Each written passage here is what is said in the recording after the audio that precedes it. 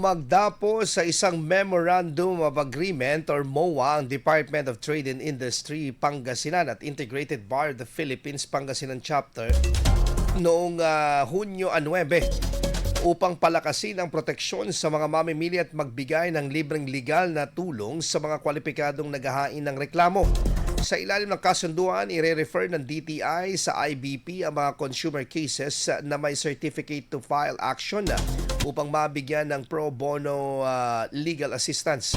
Kabilang ang paghahanda ng mga kinakailangang dokumento para sa pagdinig ng kaso.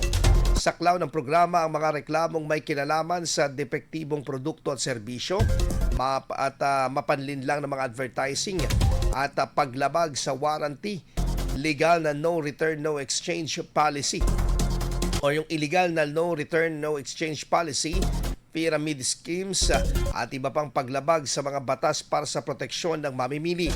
Ayon sa dalawang institusyon, ang kasunduan ay isang mahalagang hakbang upang mapalawak pa ang akses ng hustisya at mapalakas ang karapatan ng mga consumer sa lalawigan.